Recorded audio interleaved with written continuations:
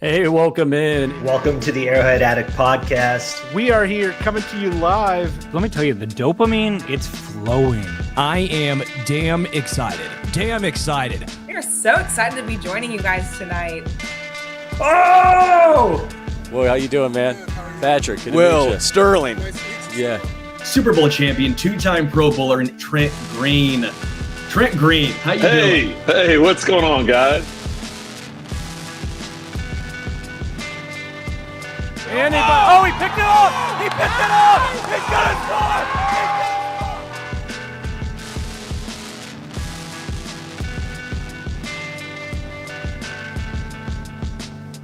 And we'll see you next week. But until then, as always, go Chiefs.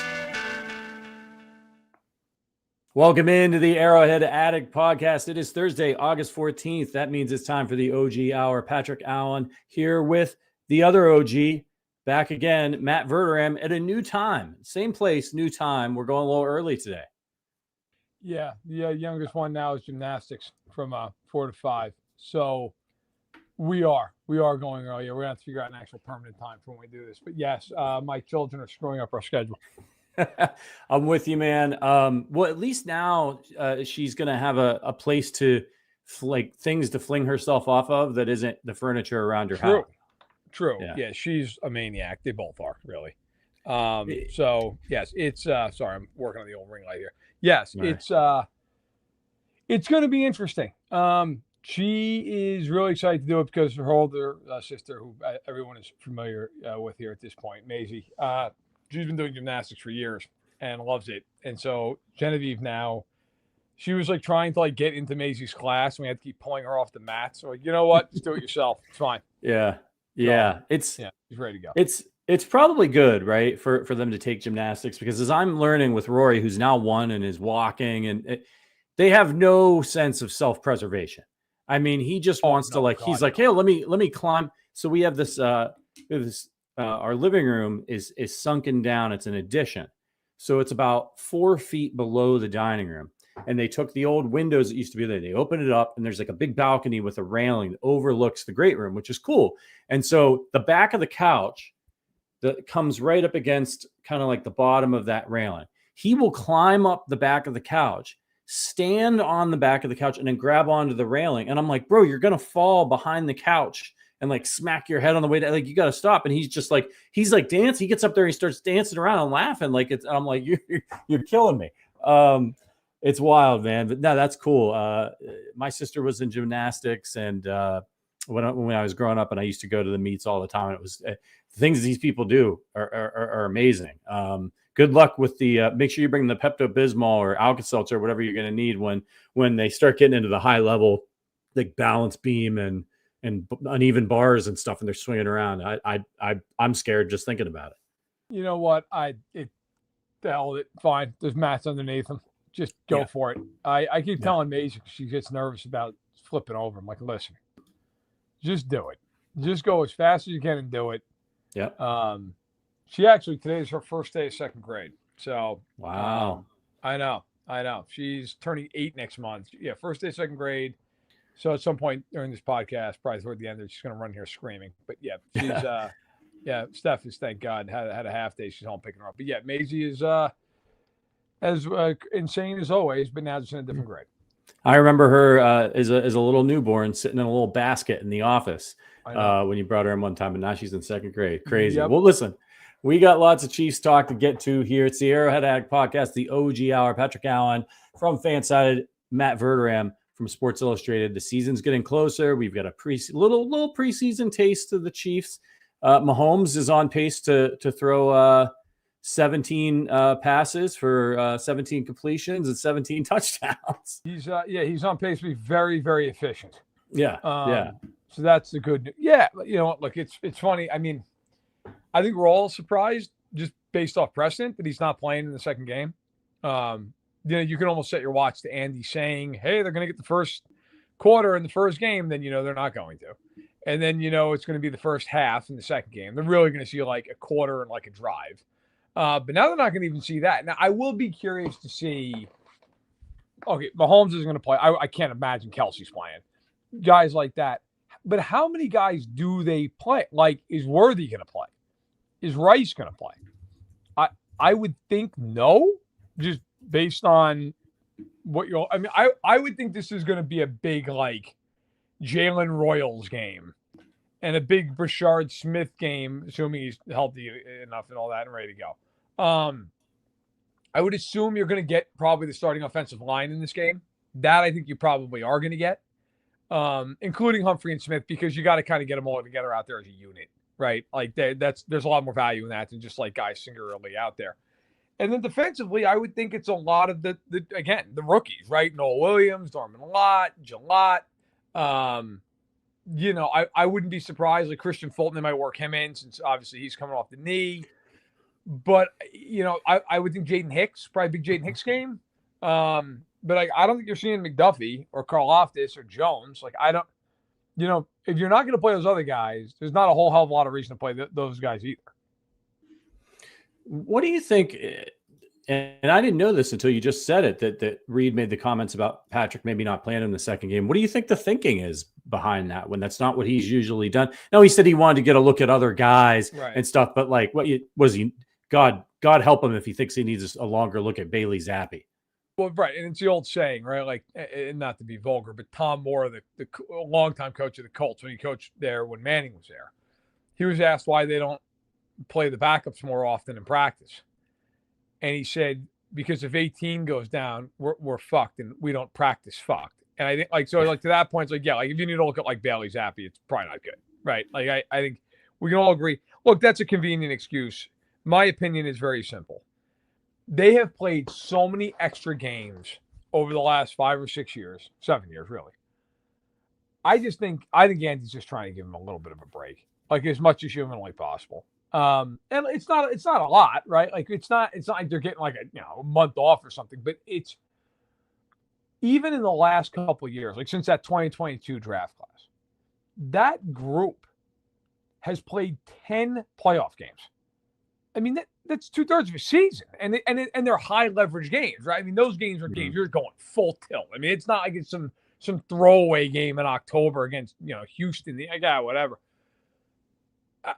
That's my read on it. Is it? And look, these guys are getting older. I mean, Mahomes is going to be 30 next month. Jones is already in his 30s. Kelsey, of course, is 36. 35, 36. I think there's a little bit of like, if we can just even save you 20 reps, let's do that. Like I honestly, and I said this last year, but then they had so many injuries, it kind of went by the wayside. If there's opportunities this year for them to get guys like that off the field early in games, they should do it. Like if they can save Kelsey 15, 20 snaps a game, great. Noah Gray can handle the snaps between the 20s on 3 drives a game. Like it's not going to kill him. Now Mahomes is obviously a lot harder. You kind of got to be blowing a team out that you can't yank him out for a drive. But I think like Chris Jones, if there's some games he plays like 40% of the snaps and they're just smoking Indianapolis, great. That's great. Like they should try to do that. And I wonder if this is the start of that. It's interesting. It's a change for Andy. I'm good with. We know Patrick Mahomes can play football. The only advantage I can really think of is he's got a new receiver in Jalen Royals that he may have to rely on. He will have to rely on at some point this season when Rashee Rice gets suspended. We're going to talk about that in a second. And the other thing is getting comfortable with the new left side of his line. But maybe Andy wants to get more comfortable with it first and get comfortable with it with Gardner Minshew out there instead of Patrick Mahomes. That's the only thing I could think of. Because this would be the game where you would expect to see the most starters from the other team. So this would generally be every team does it a little bit different, but it's felt like the last few years, this third preseason game has just been all the backups and people who aren't really going to be super important during the season. So yeah, I'll be interested to see how it shakes out. I'm not looking forward to doing the post-game show after a game that starts 9:00 Central Time. Thanks for that, NFL schedule makers. But we'll see how it goes. But the good news is you don't think maybe Patrick's dealing with a little bit of something that Ree and KG about? No, I don't, because he did media right after the practice, and by league rules, if he's hurt, he doesn't have to speak, and they wouldn't trot him out there. No, I really don't. I think it's more just I also think too, there's a part of like they know what they know. They know like I don't. And of course, they've known Mahomes has been great for years. It's not like they were trotting him out there last year in the preseason going, we don't know if we're sold on this guy. Obviously, they've known he's great. I was there last week for SI for camp. And look, I thought Sam McDowell had a really smart column on it for the Kansas City Star. He's like, the best player at camp is Patrick Mahomes. There's nobody talks about it because it's just assumed. I was only there for one day. Sam is, of course, there all the time. Mahomes was just spectacular. I mean, and look, I've been to Cincinnati, I've been to Indy, I've been to Green Bay, I've been to Minnesota, I'm going to Chicago with the joint practice, them and the Bills tomorrow. Like, I've been all over the place this summer. I feel like I'm losing track of what day it is. Like, Burrow was awesome the day I went to Cincinnati, and he's going to have to be because they can't play any defense. Okay. Mahomes, I mean, I'm ballpark this. If he threw 40 passes that day, two of them hit the ground. Like, wow. He was just on fire. And, I do think you make a really good point. Like, I think part of this, too, is like, we're going to play Simmons and Kingsley a lot in this game. And if somebody blows a stunt and Gardner Minshew gets smoked, Gardner, buddy, sorry, but like, that's what he gets paid for. Role on this team. Yep. Like, you're going to take those hits. And then the whole rest of the regular season, if things work out right, you can sit there and collect a check. But like, you're going to take a beating if need be the first. And hopefully it doesn't. Hopefully they block really well and they're fine. But look, this is an interesting inflection point with this dynasty and this team because it's just, I don't buy into it. And I know we're going to talk a little bit about this too. I don't buy into any of this stuff about, they're done. I mean, listen, I lived through the New England dynasty where you had think pieces from like 2008 on, okay, and they were a dynasty for another decade. But I do think this team is kind of in a transitional phase. Like, you're going from, I mean, of course, Mahomes is there. Like, he's like the son of their solar system, but of like Kelsey and Jones and those guys to that next wave of like, now it's going to be Worthy and Rice and maybe Simmons if things work out, and like Humphrey and Smith and Karlaftis and McDuffie. And that's a huge credit to Veach and their scouting department that they can even go to like a second phase that involves all that talent. But, Bolton's another guy. But like, I think that's kind of, they got to figure out a little bit of a sweet spot with how to make that transition work this year. Yeah. In the chat, Javier Sosa says, Mahomes, the check down king. Well, he checked down. He checked himself down right into the Hall of Fame and to 3 Super Bowls. So I don't think you can call him whatever you want. I don't think he cares. And we're going to talk about that in a minute. So I'm going to pause the Mahomes talk really quickly to get to the news, which is we just found out today that the NFL scheduled a meeting to basically serve as the hearing for discipline for Rashee Rice. And it's scheduled for the end of September. Now, I've seen both sides of this argument. We had a little chat right in the Arrowhead Addict channel on Slack where we were like, one guy was like, hey, like this sucks because now that means Rice isn't going to get suspended before the start of the season, which means he's probably going to be available for the first 4 games. So it's going to throw off the Chiefs' rhythm and momentum, which is a point I completely understand and see. I said, I actually kind of like it because they're facing some really big pass rushers in the first 4 weeks of the season. You can get Rice. He hasn't played football in a long time. Get him back, start the season, protect Mahomes with this new left side of your line by having your best receiver out on the field, giving him more people getting open, giving him more options to get the ball out of his hands. I think it's a good thing. They know what it's like to play without Mahomes. But what's your take on this situation, Verderame? Are you annoyed that there's this uncertainty hanging over the team? No, look, I'm not in the sense. I actually think it really helps them. And I get to the argument the other way. Their schedule the back half of the year is a hell of a lot easier than the front half. Like, and I don't even know how you'd argue that. I understand the people who are like, well, you want them in December. Yeah, sure. But like, they should be able to beat a lot of the teams they're playing in November and December with or without him. And if he's back for like the last 2 weeks of the year and then they go into the playoff, fine. I mean, I'm not too worried about it. Look, here's what Mark Maskey wrote on Twitter. And Mark is an excellent reporter for the Washington Post. He wrote the September 30 hearing in Rashee Rice's disciplinary case under the NFL's personal conduct policy is to be in front of Sue L. Robinson, the former U.S. District Judge who serves as a disciplinary officer jointly appointed by the NFL and NFLPA. The NFL and NFLPA have had discussions about a possible settlement in the Rashee Rice disciplinary case without reaching an agreement on the length of the suspension.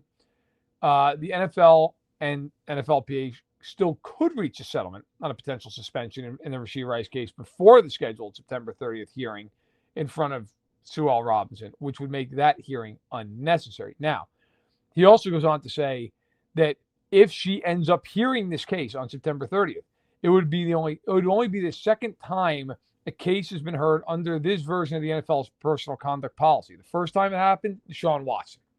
So this is extremely rare. What basically is you're being told is that the NFL thinks he should be suspended for a greater amount of time than Rashee Rice and his team feel that is necessary or appropriate. So, the question becomes, what is that? Did the NFL want to suspend him for 8 games, 10 games?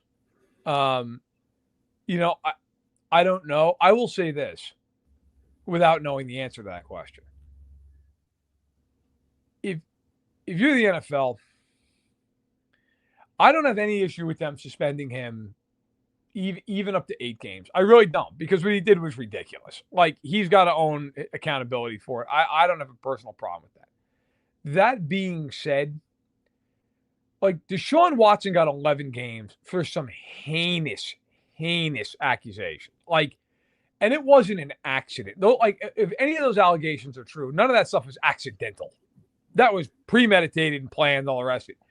Like, Justin Tucker just got 10 games for a lot of similar allegations. All right. I am not ever going to sit here and defend Rashee Rice for what he did. What Rashee Rice did, he is unbelievably fortunate that he's not looking at massive jail time because he killed somebody. Okay. Thankfully, he didn't. He also then fled the scene, which is going to be a big part of this too. Yeah. If they want to give him 8 games and he wants to sit there and fight to the death to get 4, and they end up at like 6, I mean, fine. I've long felt like it's going to be 4 to 6 games. And if it ends up being 8, like, you're not going to hear me complain about it. But yeah, I think in the overall picture of things, I think the only way this hurts them is if he's somehow suspended for the playoffs. But I got to be honest, I don't think the NFL is going to do that.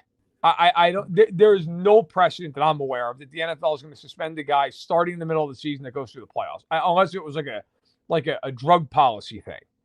I don't think that's going to happen. I could be wrong, but my guess is that he would, and by the way, too, there's also a world here where, like, the NFL can appeal her decision. So can he.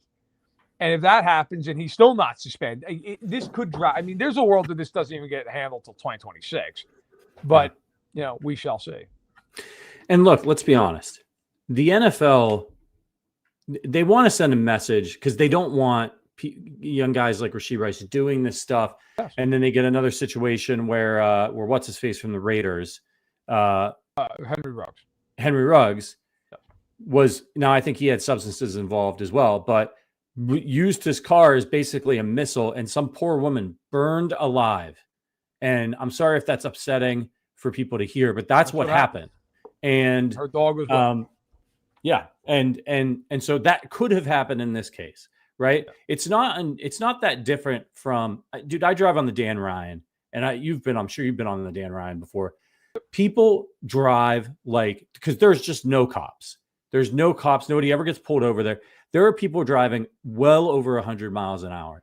And I'm driving in the car with my 1-year-old son, and I'm terrified every time I go on there, and I'm looking in my rearview mirror. I don't even want to switch lanes because there are people that drive so recklessly and so fast that I'm afraid that if I switch lanes, like, what if I don't gauge how fast that maniac that it looks as 200 yards behind me is coming, and I start changing lanes? It's really scary.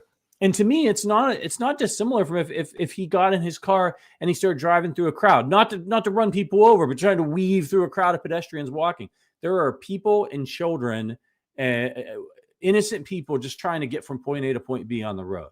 And so, the NFL may want to send a message because they don't want that horrible thing to happen again. But once that arbitrator, once she makes her ruling, they don't want Rashee Rice. Like, from a business perspective, they want him out there on the field. Yeah. They want him for that team and how public they are. Right. Yeah. So this, if they don't like it, I doubt they're going to go too much out of their way to, particularly for this instance where nobody got seriously injured. I doubt they're going to go out of their way to appeal it. We'll see. But yeah, it is what it is. He's got to face the consequences of his actions. Like I said, I'm not going to have any problem with it. To me, I don't personally want to see Chiefs fans out there just being like, well, it's not fair. Hey, look, he could have killed a family, multiple. He drove like a moron and then got out of the car and fled like a coward. I mean, let's just call it what it is. That's what happened. Yep. Right? Like, if that's any player who's not in the Chiefs, every Chiefs fan in the country, it's like, oh, that guy. I mean, like, what he did was any adjective, idiotic, moronic, cowardly, you name it. Like, it all fits. And you hope that is like a massive turning point, a wake-up call in his life. Like, man, I am unbelievably lucky. Because let's also call it, like, he didn't know when he fled if somebody had gotten killed, if somebody needed help. He didn't check. He didn't care. He just selfishly took off.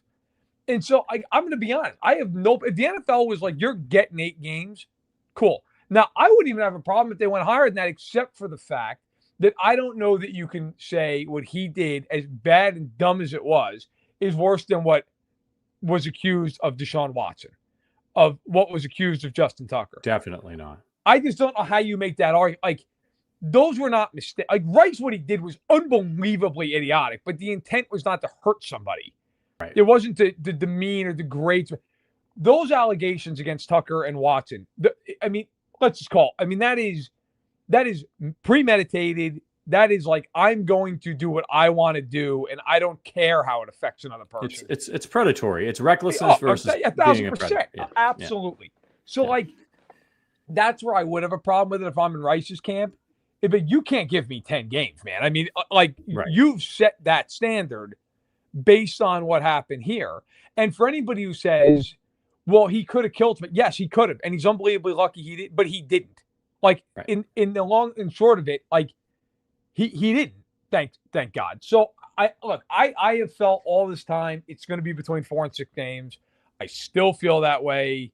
And look, if you're the Chiefs, and let's just say it is between that time frame, even if you get suspended for November and half of December, like, if you're the Chiefs, I'd rather have him for Baltimore.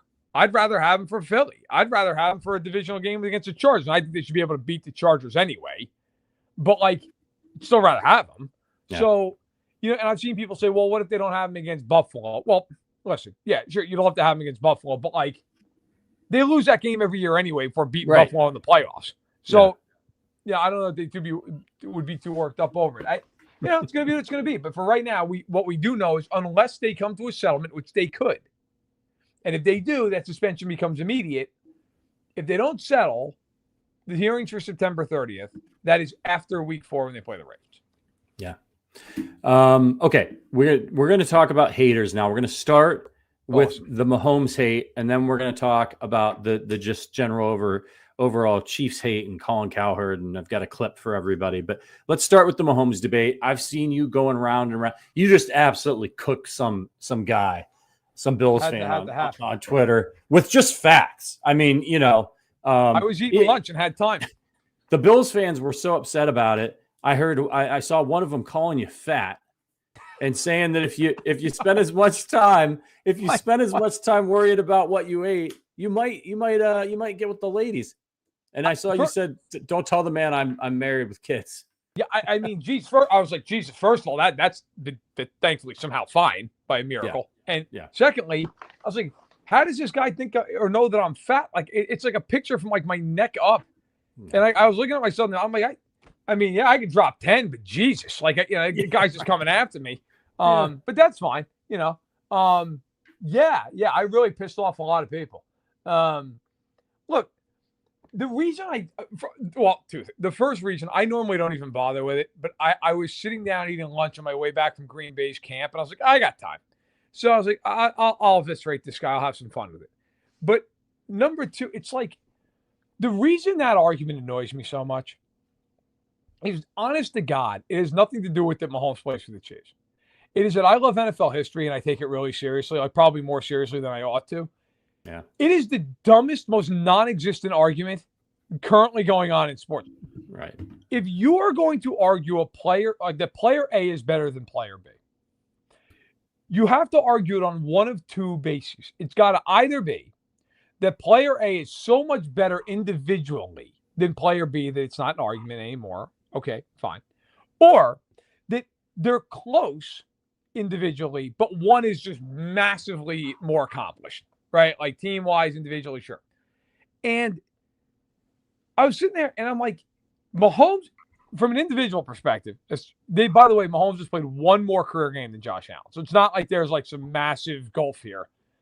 He's thrown for 6,000 more yards than Josh Allen. Seasons and a half worth, and he's played one more game. 50 more touchdowns, 10 less picks. He's fumbled less. Mahomes has thrown for almost 290 yards per game, which is an NFL record. It's like 50 more than Allen. He's got more yards per attempt, more yards per completion, more fourth quarter game-winning drives. He is a 3-time Super Bowl MVP, a 2-time NFL MVP, an Offensive Player of the Year, and a 6-time Pro Bowler. Allen is a 3-time Pro Bowler. He has never been first-team All-Pro. They have the same amount of second-team All-Pros, by the way. Actually, no, I'm sorry. Allen is 2 second-team All-Pros. Mahomes is 1. Mahomes has been to 5 Super Bowls, of course. Allen's been to 0, so of course he also has no wins and no Super Bowl wins, no MVPs in the Super Bowl.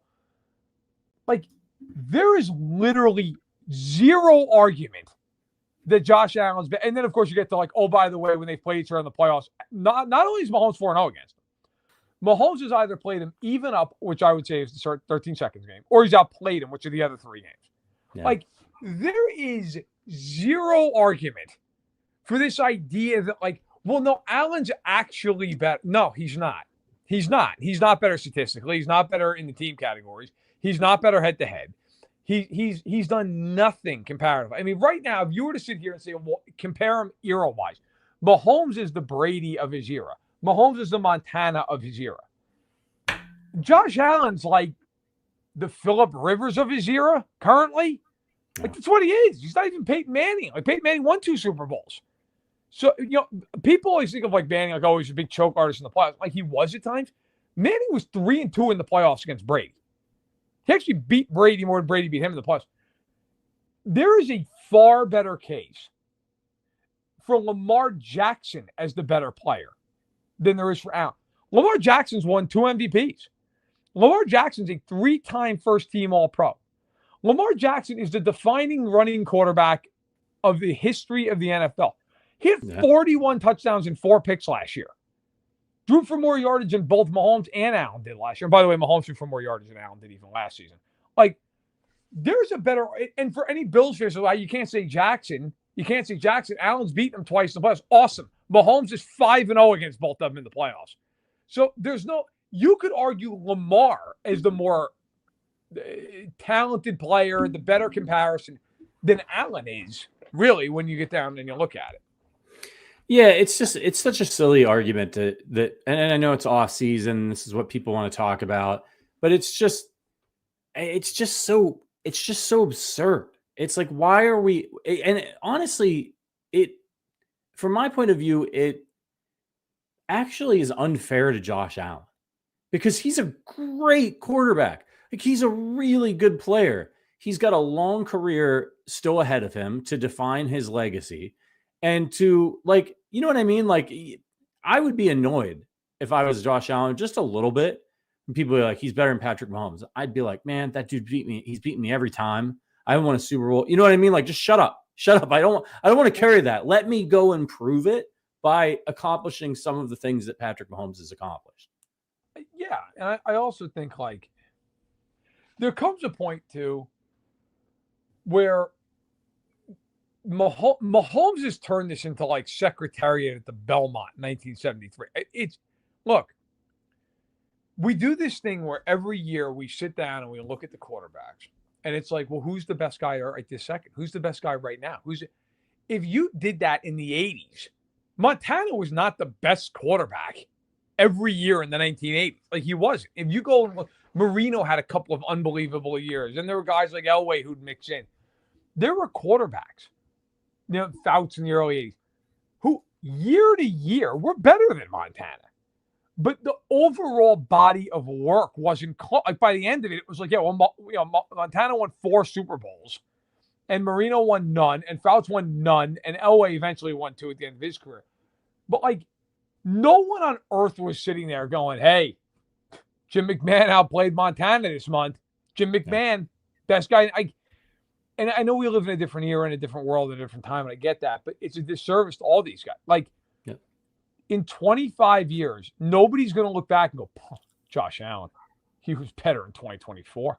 Like, he's the no one's going to give a shit. Did you win a game that matters? Did you beat him? Did you win a suit? Like, nobody. I had one Bills fan in that argument go back and forth with me about, Allen beat him in week 10. It's like, great. I'm sure NFL Film's going to be rerunning that game 30 years down the road. Like, nobody cares. Like, I would argue, and I said this something the other day, if you asked somebody, if I asked you, what is Mahomes' defining moment? You probably come up with 10 of them. His run against Philly, his overtime drive against the Niners, the run against Tennessee, the jet chip loss, whatever. If I asked you, what is Josh Allen's defining moment in the NFL? Is it the run against the Chiefs in November? Yeah, it might be. Who cares? Who cares? I don't care. And I'll give you a perfect example, and I'll shut up. Like, Steve Young is a great player, Hall of Fame quarterback. Steve Young, his defining moment before he won a Super Bowl was, if you've ever seen it, if you're familiar with it, it's an unbelievable run against the Vikings in like 1988. He breaks like 7 tackles. He scores like a 44-yard touchdown. It's an all-time highlight. It gets replayed all the time. But his actual defining moment is 6 touchdowns in Super Bowl 29 against the Chargers. Like, that's the legacy. And if he doesn't have that, if they don't get there, if they don't win that game, Steve Young's another great quarterback who's remembered like Dan Fouts or Warren Moon or Jim Kelly, like these great players. It's like, yeah, if they never won. But he's remembered for that 6 touchdown performance because he won. Mahomes, he can retire now. The whole thing could put a wing on with all his moments. Yeah. There is not a single. What is Lamar Jackson's defining moment? Losing in a playoff game? The hell is it? Like, I mean, at some point, the moments are what people hang on to post-career. That's what people remember you by. And you have to win. I mean, if we're talking about Derek Thomas, right? Like, if you ask a Chiefs fan what Derek Thomas' defining moment is, they're going to be like, oh, he got 7 sacks in one game. And they lost. And they lost that game. And that's why if you ask the general NFL fan who knows that Derek Thomas was a great pass rusher, what his defining moment was, they're going to be like, I don't know, he was really good. Like, they're not going to think of, most people aren't going to think about that 7 sacks in one game, because on the last play of the game, he could have, he talked about it himself. Yeah. Could have had 8 and he missed them. So look, it is what it is. You've got Dan Orlovsky's list saying that Patrick, I'm a huge Dan Orlovsky fan. I enjoy his analysis. I think he's great, but him having Mahomes off the mechanics list that he put out, choice. He wasn't in his top 10. And I'm like, Dan, my issue is with, look, it's Dan Orlovsky's list. So it's Dan Orlovsky's idea of mechanics. It's impossible, though, for Patrick Mahomes not to be in the top 10 in mechanics. If he does things, because it's like, what are the ideal mechanics, right? If Patrick Mahomes does things nobody else can do, and he's maybe the greatest quarterback or one of the greatest quarterbacks of all time, maybe his mechanics are the ideal mechanics and everybody else needs to adapt to him. I just think it's silly to take him off of that board completely when he's able to do things with his body that other people aren't able to do. I, like you, I respect Dan. I've gotten to know Dan a little bit, text here and there. I mean, he's been nice enough to work on my panel for a project I did with Sports Illustrated. Whenever I've asked him for his time, he's been super, super nice. Look, I have a really hard time understanding the logic behind a lot of this stuff. And like Chris Sims had, like, Mahomes was like the 4th best quarterback in football. Yeah.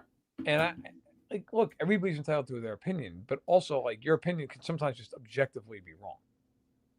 It's just wrong. I just think sometimes it's like people are trying so hard to have the take that's unique that they just go so over. And like, God knows, I'm sure I've had opinions on things that people are like, what are you talking about? And that's fine. Like, it's not intentional. I'm sure it's happened.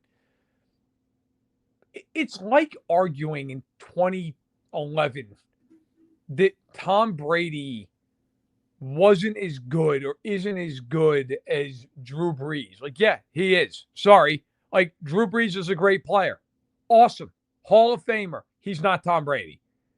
Like, and I think, that's the thing. You look at, that era of football. You had Brady, you had Manning, you had Rodgers, you had Brees, you had great quarterbacks. But like, I cannot remember a single moment in time where I was like, yeah, you know what? Brady, fourth best guy in the league. Like, I just can't. That never happened. That never happened. Maybe there was a year or something where you're like, oh, Rodgers, you won as MVP. Fine. Like, I can't imagine a world where at any point you'd be like, yeah, no, I take 3 guys ahead of that dude. Like, no, I wouldn't. And so, and then like to sit there and say, you think 10 guys have better mechanics than Patrick Mahomes? Okay. It's your choice. Yeah. And they went 15-2 last year. And when you it's just anyway, let's talk about the disrespect to the Chiefs as a whole. So I'm scrolling through the TikTok or whatever it was the other day, and I come across this clip from Colin Cowherd show. It's about a minute long. I want to play it, and then I want to talk about it because Colin says the Chiefs dynasty, it's over, folks. Let's roll the clip, Richard. New England blew everybody out of the water. They had it felt like 2 different dynasties, early and late. But in the middle, they went 10 years and didn't get a trophy. It does not mean they were bad. During that time, they got to 5 NFC championships and won 8 division titles. Those were in the years, and Brady and Moss shattered NFL records. Those were in the years they didn't win the Super Bowl. So when everybody, myself included, says the dynasty is over in Kansas City starting this year, it doesn't mean they're not going to be great. It doesn't mean they won't get to another Super Bowl. It doesn't mean winning is over. But they only hoist one, and Mahomes is older and more expensive. There is one Travis Kelce, and he's probably in his last year. Chris Jones isn't getting any younger. And the truth is, Mahomes' coach is 67, and I love Andy, but the chance of him lasting 6 to 7 more years physically is probably very small. So there we have it. It's an interesting argument, but I still don't think it's evidence that that they couldn't win 2 more Super Bowls in the next 5 years. Look, at some point, I mean, they're going to stop winning Super Bowls, like left and right. I mean, it's going to happen unless they win 8 of them. I mean, I guess they could, but it's a weird one in the sense I get both sides of the argument. Like, they can't just win forever. I mean, at some point, injuries happen, age happens, bad luck happens. But on the other side of the coin, they have the best player on earth, and they've got a really good roster around. Like, I would argue this team this year, I think is better than last year's team. I really do. 100%. And I look at the Bills, who I have always kind of been pretty pro Bills in the sense of, like, I've always felt like they're better than sometimes people give them credit for. Even last year, when a lot of people wrote them off, like, they're rebuilding. I was not one of those people. I thought they'd be right there. The Chiefs are just better than the Bills at this point. Like, they're just better than them. Their roster's better than Buffalo's roster. Now, Baltimore's roster, you could argue it, but Baltimore's one of these teams, like, call me when they win a single game that matters. Because and the Chiefs just match up with them. They've beaten them every single time they've played them. Outside of one game where if Edwards-Helaire doesn't fumble the ball, they would have beat them that game too. Look, I get it. Like, a dynasty doesn't last forever. And he said at the beginning what is true. Like, New England was 2 separate dynasties. It really was. I mean, people act like it was one long thing because Brady and Belichick were there, but they weren't. I mean, those are the only 2 guys that bridged that gap. So if you want to make the argument, hey, the Chiefs are going to win another Super Bowl or 2, but they're not going to be a dynastic team, fine. My argument would be that they're already that. So if they keep winning, like, let's say they win 2 more in the next 6 years. All right. So, and let's say they lose another one. Let's say they go to 3 of the next 6 and they win 2 of them. So what would that put them at? The 8 out of 12, and they've won 5? Like, is that not in totality a dynasty? Like, would you be like, no, that team fell off? Like, it almost is like how you look at time, really, more than anything else. Yeah, I mean, what he's saying is, I just, it doesn't make sense to me. I think, because it would, if they, even if they don't win this year and then they win next year, say they win a Super Bowl, to me, it's all one dynasty. Like 2 years is not long enough of a layoff for me, especially when one of those years you were in the Super Bowl. Like, I still connect it. I think once you get like 3-4 years out from a Super Bowl, you're starting over. Right? Well, I mean, the Niners in the 80s won in 81, 84, 88, and 89, and then they won another one in 94. And a lot of people are like, well, that's one big team. I mean, I think it's just how you look. I think a lot of people separate the 94 team because they didn't have Montana and it was Steve Young. But, I mean, it's how you look at it. I can tell you right now, from a Chiefs perspective, Chiefs fans are going to look at this as like the Mahomes era and how much they did in that year. Just like Brady, I'm sure Pats fans look at that like with Brady, right? Like, it's all one big thing. The big question with the Chiefs moving forward is not going to be whether, at least not in the real world. I mean, maybe in like the Twitterverse, but it's not going to be whether or not Mahomes is better than Allen or Lamar or Burrow. Those conversations with serious people are over. It's going to come down to, can Mahomes make a real argument that he's the best player of all time? That's going to be I'm not even saying he's got to win 7, although that would certainly help his case. Can he win like 2 or 3 where you're really like, hey man, he won 5 or 6, he went to 9, and he did it in a much more competitive landscape. We're like, look, I'm not taking away from Brady. I mean, we had to play against Manning and Roethlisberger at times of his career, but like, the AFC is so loaded right now. If Mahomes wins like 6 Super Bowls in this climate, especially if the other guys don't win because he just keeps them from winning all the time. Yeah. I think you'd have a real Mahomes is chasing the ghost of Brady. He's not fighting against Lamar Jackson. Like, that's cute right now. That's not the way history is going to see this. And that's really what it is. Like, the Chiefs as a team, they're fighting to see, are they going to be the greatest team of all time? Because, we spent so much time, you and I and everybody else in the world, talking about, like, if they win the 3-peat, they get the 3. Yeah. Patrick, they win the Super Bowl this year, they're the greatest team ever. Yep. What argument is there against that? They would have won. They would have gone to 6 out of 7 Super Bowls, won 4 total, 3 out of 4, had a back-to-back, and like, there's no argument. That's the greatest team ever if they go win the Super Bowl this year. So I'm sure that they're fighting NFL history. They're not fighting against some bozo team in October. Yeah, and I think to say to declare the dynasty over when Andy's still there, Travis is still there, Jones is still there, you've got Mahomes. It's just silly because you're saying, I know they're not going to win. To me, him saying that is basically him saying, I know they're not going to win another Super Bowl in the next 2 to 3 years. They're not going to. And based on what this team has done, they completely turned over their roster from the 2019 team for all intents and purposes, with the exception of, Winchester and of course your core of Jones and Kelsey and Patrick Mahomes. They turned it over, and then they did what they've done the last few years. So they're going to score points. As long as they've got Andy Reid and Patrick Mahomes, they're going to score points. I don't care if Travis Kelsey's gone or not. They scored points with Alex Smith. They won games with Alex Smith, and they're going to score points. And as long as and that's why they keep investing in the defense. And so they've got more young guys on defense if he's got protection. So I just think it's a bananas thing to say that it's over just because they got blown out by the Eagles, especially after we saw them get blown out by the Bucks. And yeah, the next year they make it back to the Super Bowl. And then what happened?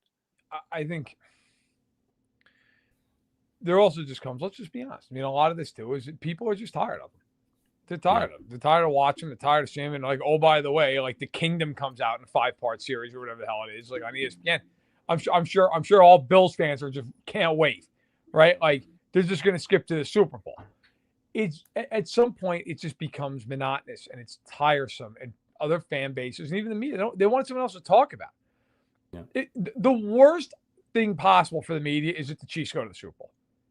There's nothing to talk about. Like, what else is there? You've asked every question under the sun to these guys. They don't, if you're the media, you want like the Ravens and the, I don't know, pick the team, the Commanders or something, right? Like, yeah, like you want a new storyline. The last thing in the world you want is like the trilogy with the Chiefs and the Eagles.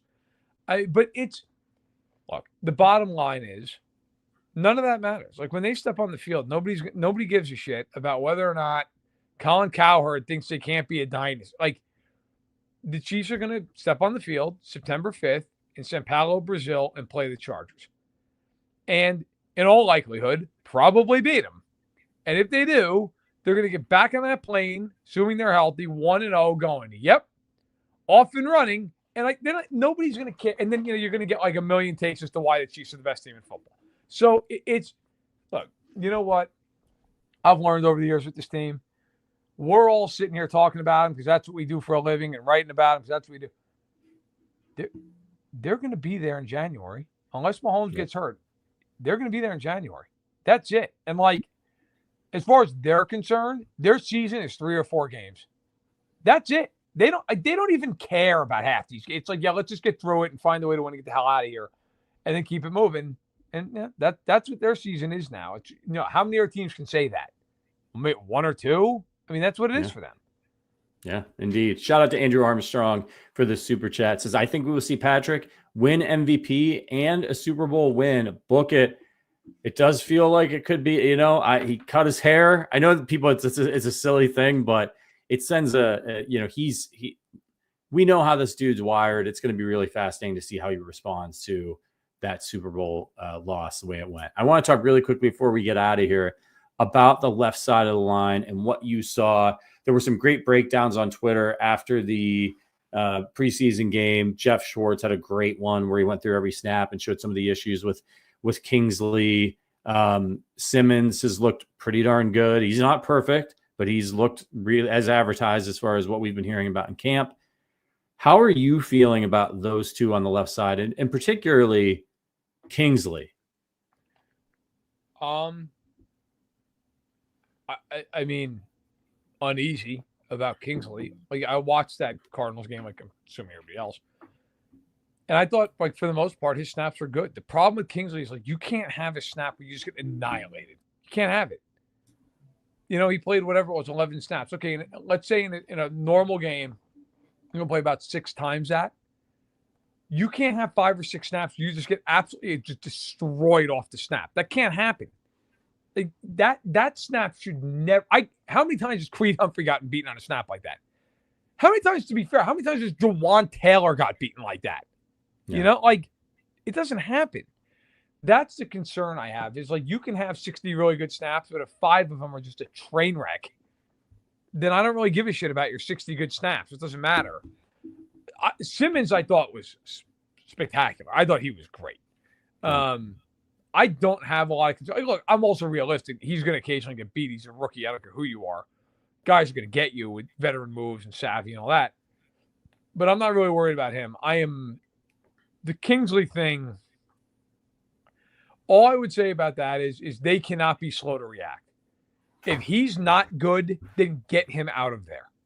You cannot have one of these deals with the Chiefs where they're like, well, we're just going to wait and see how it goes. And then like Jalen Carter and Dexter Lawrence destroy him. And, Mahomes is getting the crap kicked out of him. And they're like, all right, yeah, we're going to have to do something. I really think he is the most important player to watch in the Seattle game. If he's out there and he looks really good, that's a sigh of relief. That's great. If he goes out there and plays 40 snaps and like 4 or 5 of them are just absolute tire fires, he can't start. Like you can't play that guy at that position if that's what happens. And if they need to make a trade, I think they need to do it because absolutely. This team is good enough on defense and they've got enough weapons on offense to win another Super Bowl this year. And the only thing outside of injuries, in my opinion, that can derail it. And of course, you know, even if you play everything perfect, sometimes there's other really good teams. Somebody might get them. You know, they may not get the ball last or whatever it is, but you don't want it to be because we just didn't have a guard. We had no guard. Like, get anybody, somebody, if you can't play, and make a move. All right. Before we get out of here, one thing we like to do on this show is little power rankings, little Patty's power rankings. I want to bring us back to food. Now it's Count Chocula season. I saw you got your family size box. I haven't picked mine up yet. Where'd you snag that? Walmart, Meijer? I went into Walmart at 10:30 last night. I swear to you, I walked in and the doors opened and there was a fist fight. Just a full-blown, two like 20-year-old dudes just going for broke. Walked right around them laughing. Locked eyes with an employee who saw me, and we both just started laughing. And I went and got the Count Chocula and some milk, and I came back probably like 3 or 4 minutes later, still going at it. I was like, were they fighting over the Count Chocula? They should have been. I'd actually respected that. Nah, they're just two dopes. But I just fight.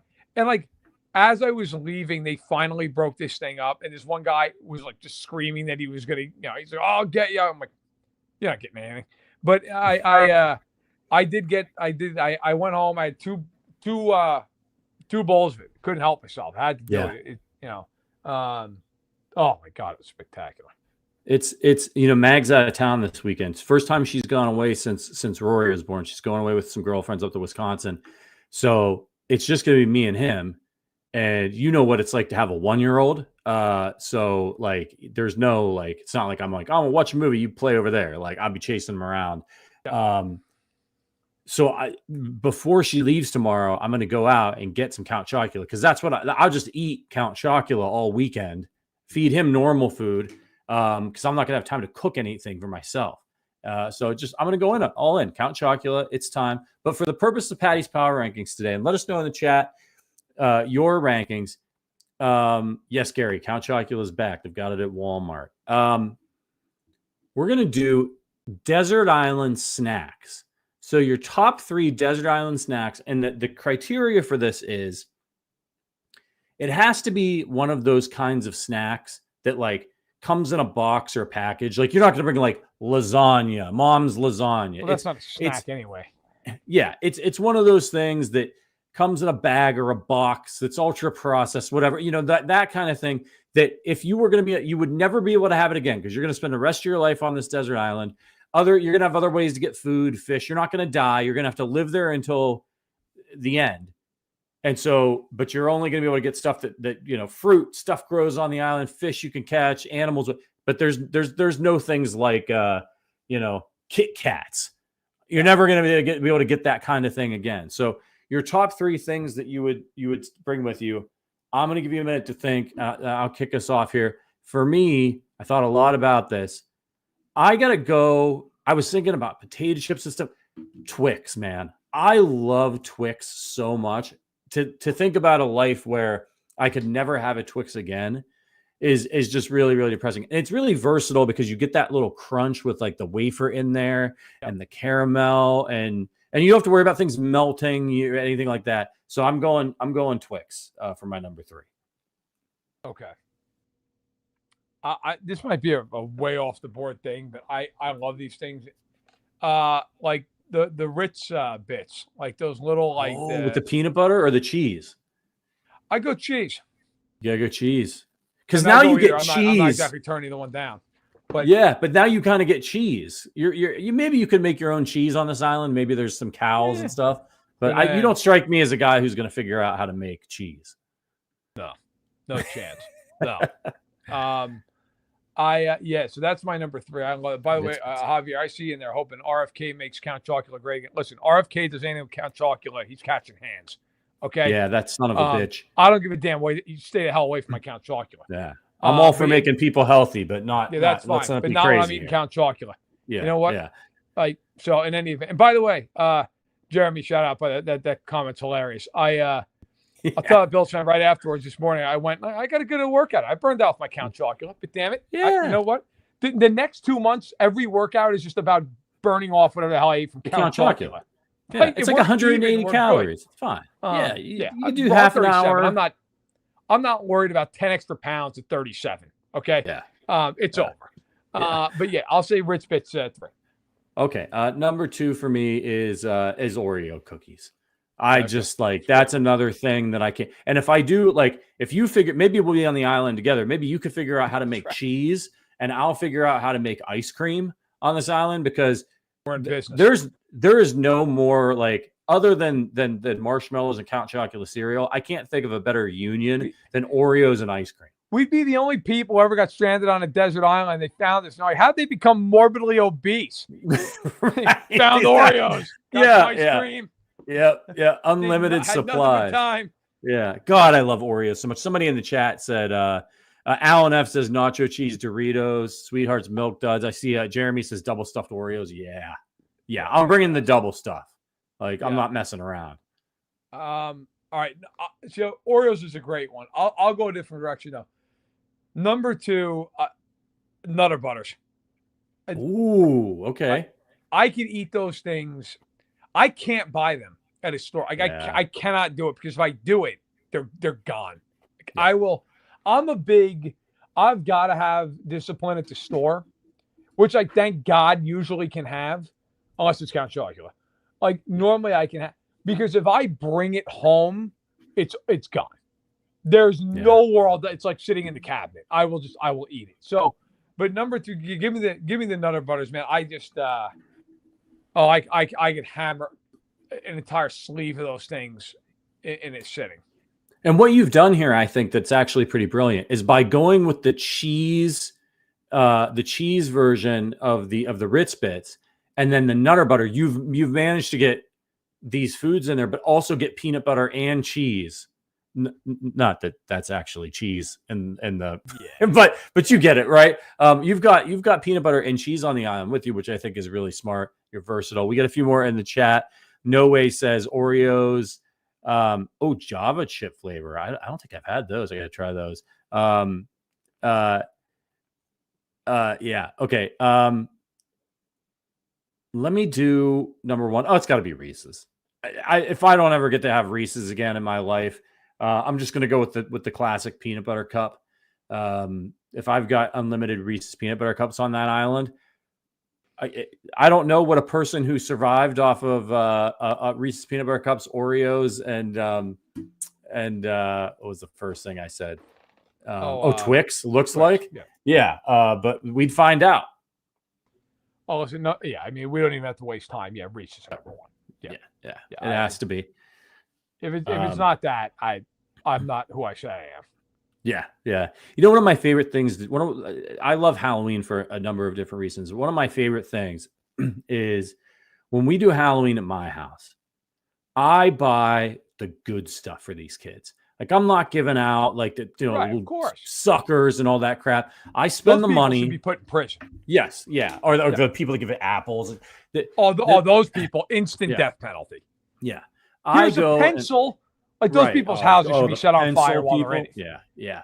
I go out and I buy the chocolate, the Reese's, the Twix, all the really good stuff. It costs me more money. I think it's such a wonderful thing to be able to do for kids. I loved Halloween growing up so much. It was such a magical night. And I'll tell you, one year we got hit so hard, I was running out of stuff. And there was 40 minutes left in trick or treat. Mag's like, let's just go in and turn off the light. And I was like, no, stay here. Just give out one to everybody. I drove to the drugstore, the CVS, and I bought more candy for the kids. And you know what the prices are like if you're buying, I didn't go to Walmart. I went to the CVS. They raked me over the coals on that. And I came back and, a little something just happened that, things slowed down after that. And we had enough candy for everybody, but we can get rid of it all. And you know what happened to it after that. Yeah. So it was win-win for everybody. Night there. Yeah. But yeah, if you guys give out candy to kids, get the good stuff. Now, the people that gave out the full-on candy bars, those people should make a Hall of Fame for them. Instant, first class. Those people get that. When you go to Disney, you can buy the pass to skip the line. Yep. That's what those people get when they die to go to heaven. Yeah. Right? Like, Yeah. I always laugh because in our neighborhood, so I mean, you've been to my house, but like in the neighborhood, we have a lot of houses like right next to each other. It's very much like people in Rockford come to our neighborhood because it's just, you could be a kid and go to 100 houses in 2 hours. Like you can just hit it heavy. And there's one cul-de-sac in the neighborhood where like the really big houses are in the neighborhood, like people who have like major money. I give it to all those people. Every single one of them, they must buy 500 full-size candy bars.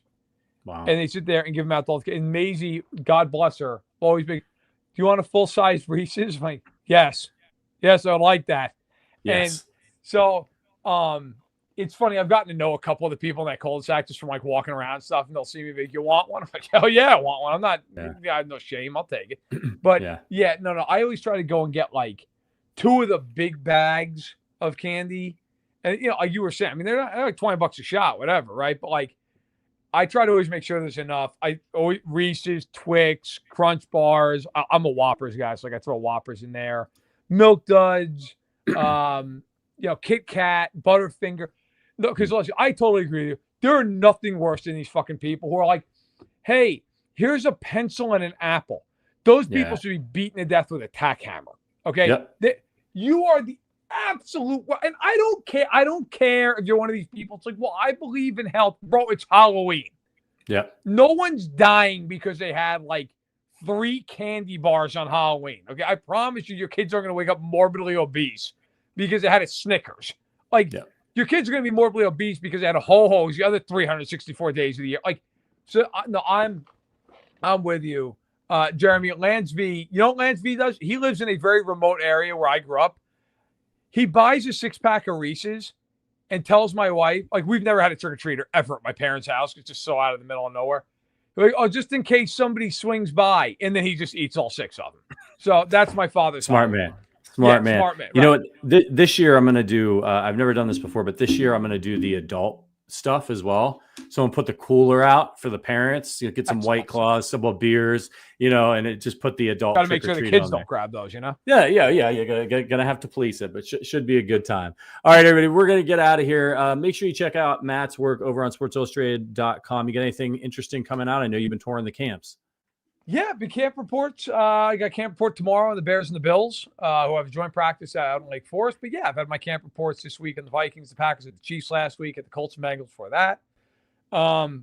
Later in the month, doing a piece, 60 players who are going to be the most influential on the outcome of the season, which has been fun.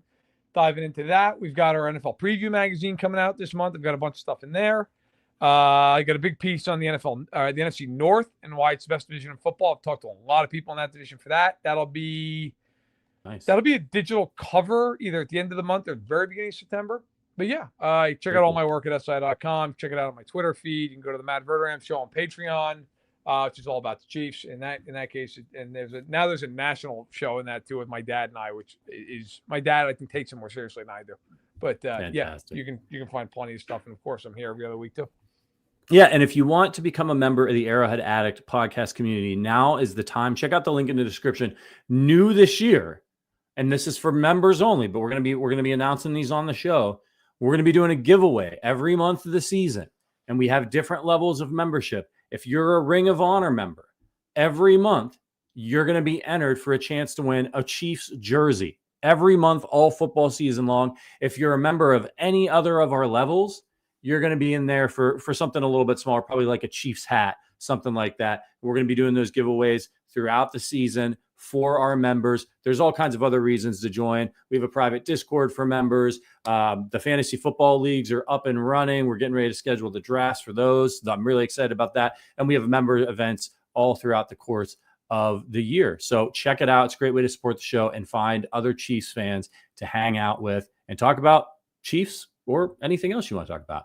All right, everybody, we're going to get out of here. Thank you to Matt Verderame. Thank you to producer Richard for getting us up and running. We will see you tomorrow on Freaky Friday. But until then, as always, go Chiefs.